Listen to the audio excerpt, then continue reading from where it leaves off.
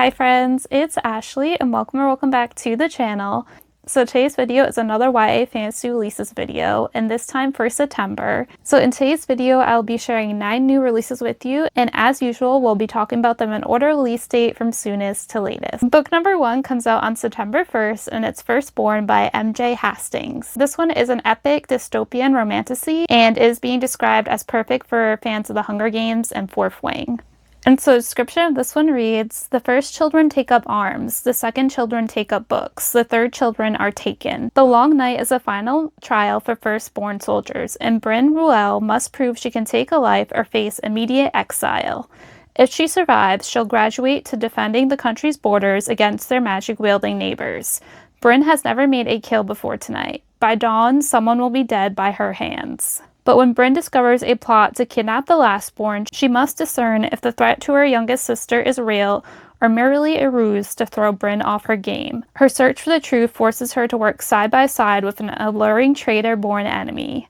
As adrenaline and rage ignite a dangerous desire she refuses to name, Bryn must choose her country or her family, her siblings or herself. So this one definitely sounds very exciting, and I'm very intrigued by like the whole premise of like your birth order determining what you end up doing in life. And so I'm very interested to learn more about that. And it also seems like this book might have a strong sibling relationship dynamic going on. And I enjoy stories that focus on and explore the bonds of siblings. And I'm also very curious about the romance as well, which seems like it's going to be with the alluring traitor-born enemy. Book number 2 also comes out on September 1st, and it's The Gods Will Sing Our Song by Krause. And this one is a World War II historical romance that is threaded with magic and myth.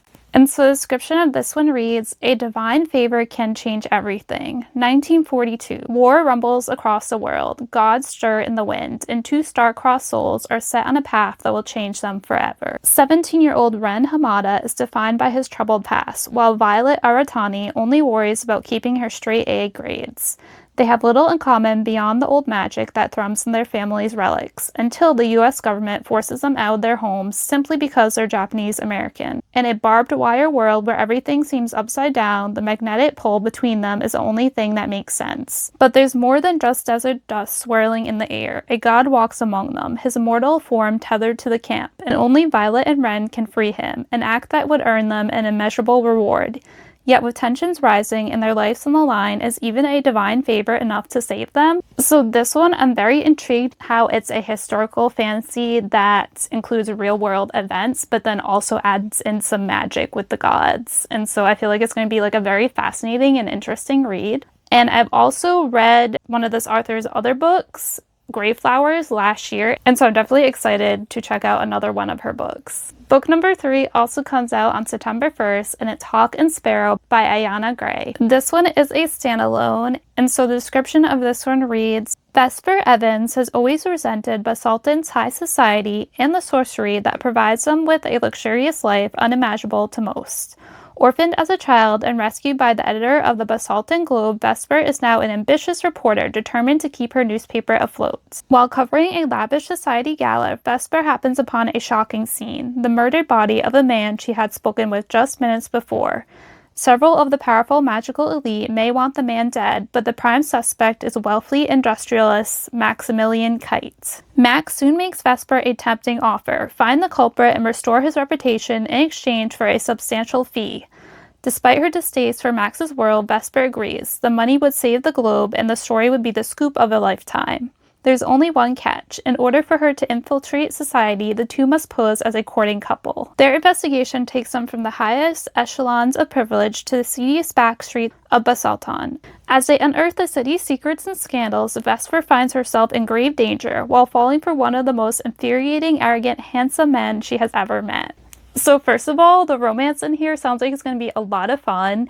And the dynamic between the main female character and the love interest just sounds like it's going to be really good. And also that there's going to be great potential for really good banter between the two of them. And I love good banter. And then I'm also intrigued by the mystery element as well, and the fact that our main female character is a reporter. Book number 4 also comes out on September 1st, and it's The Siren's Kiss by Leslie Vedder. So description of this one reads, dead shot Riley has spent the last 3 years bound to a cursed ship after crossing the sea god red-handed Roger. Her only hope for freedom is to find his long ago stolen heart, which means taking on his sworn enemy, the Sea Witch. But Riley's not the only one with a score to settle. Fiery mermaid Marin is also searching for the Sea Witch, determined to bargain for the soul of her lost brother. When Riley and Marin's separate missions bring them together, sparks fly and all their plans go up in flames. Now they'll have to join forces to survive. Find the Sea Witch, steal the heart, and don't fall for your enemy, no matter how irresistible she is. How hard can it be? So first, I was drawn to the gorgeous cover of this one, and right away, just by looking at it, I could tell that it was going to be about mermaids and pirates, and I am down for anything about mermaids and pirates. And this one, in general, just sounds like it's going to be like a really fun time. Book number 5 also comes out on September 1st, and it's Rosens in Ruin by Hazel Krause. So this one is a vampire paranormal romance. And so the description reads, a year ago, Rose was in an accident that nearly claimed her life. In the chaos of that night, a mysterious boy pulled her from the brink of death, then vanished before anyone else could see him. No one believes he was there, but Rose knows the truth. When Rose moves across the country for college, she's expecting a fresh start, one that's not haunted by the memory of this mysterious stranger. But then she sees him, Hayden. He's cold and distant and claims he wasn't there that night. Yet Rose can't shake the pull she feels towards him. She pursues him, daring him to reject her, daring him to explain himself. That's when she learns the truth about who or what Hayden really is, and that the bond between them goes deeper than the night he saved her life. Fate has woven their past together, and no matter how hard they fight, it refuses to let them go. But love in Hayden may come at a cost, one that could destroy them both. So this one caught my eye because vampires, and the description of it does make it sound very promising, and also spooky season is right around the corner, and so this would be a perfect read for then. Book number 6 comes out on September 8th, and it's Wicked Endeavors by Kamilah. This is book 1 in a duology, and the description of this one reads, Kaya lived a charmed life under the protection of Coventry's royal family, until the 3 witch houses seized power and wiped them out. Now 18, she's ready to take revenge. With the help of a mysterious benefactor, Kaya slips into the witch's glittering world under a new identity. Marisol Vignette, a disarmingly beautiful aristocrat. As Marisol, she'll attend the annual Coronet, the witches' cutthroat social season designed to strengthen their power. Even the prince and neighboring Domingo, Tomas Castellian, will attend, just in time for Marisol to kill him. After all, his family set the witches upon Coventry in the first place. But Tomas is more charming than Kaya anticipated. Worse, the prince is protected by her estranged childhood friend Bas Arroyo, who stirs up frustrating feelings that waver between attraction and hatred. To destroy the witches from within, Kaya will have to keep her identity hidden, her heart in check, and her mission front and center. Because even though she's made herself a weapon, she might be the one to bleed. So this one just sounds really intense and exciting. And it's also reminded me a little bit of Heartless Hunter, which I loved this duology. Book number 7 also comes out on September 8th, and it's Traitor's Nest by Frances Hardinge. So description, this one reads, far above the valleys and villages of the kingdom of Thetel, a great game is played. Players move castles around the realm like chess pieces, and the ordinary villages are mere pawns at the whim of their tactics. When 15-year-old Bird's peaceful village is disrupted by the arrival of an ominous new castle, he decides he's had enough. But what starts as a plucky coup soon escalates, and then the castle is wrenched away to a far-flung corner of the kingdom, where whispers mount of a mysterious ancient maiden whose magpies collect her debts at dangerous prices. Here the stakes are higher than the tallest turrets, and every move counts. Bird must work with his sisters and friends and rely on the unexpected help of an intriguing heiress to unravel the secrets of the Magpie Maiden and the origins of the great game before he becomes just another casualty of the player's deadly contest. So first off, the premise of this one with moving castles just sounds so cool, and the whole chess-like game that revolves around them just sounds really neat, and it's definitely like that premise of this book that drew me to it because it just sounds unlike anything else that I've read before. Book number 8 comes out on September 22nd, and it's The Mirror of Infinite Endings by Stephanie Garber, and this is a Once Upon a Broken Heart novella.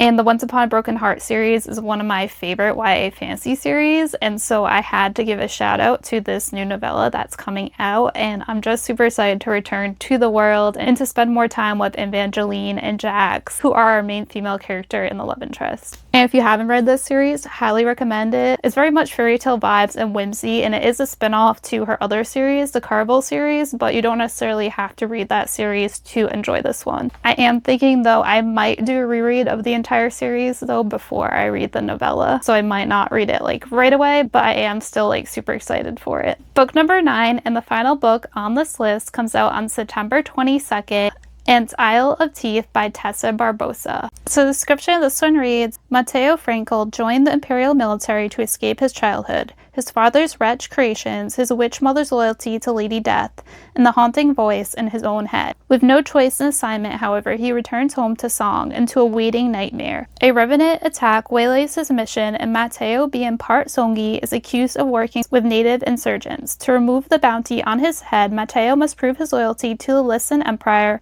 by infiltrating the resistance and capturing the monster they've weaponized. But Calix is not a monster, a revenant pieced together from animals and dead Songi, yes. Abandoned by her makers to rot on the Isle of Teeth, yes. But not a monster, at least not yet. Without medicine, Calix and her siblings risk losing their humanity to Lady Death's whispers. Calix has 3 weeks to find a cure. Matteo has even less time to clear his name. In their desperation to survive, they turn to each other, becoming entangled in each other's stories and in the larger story of empire and resistance. Amidst growing tensions and the echoing calls of the goddess of death, Matteo and Calix's relationship transforms into a dark fable about those who have spent their lives with a boot on their neck and what they would sacrifice to stand tall once more.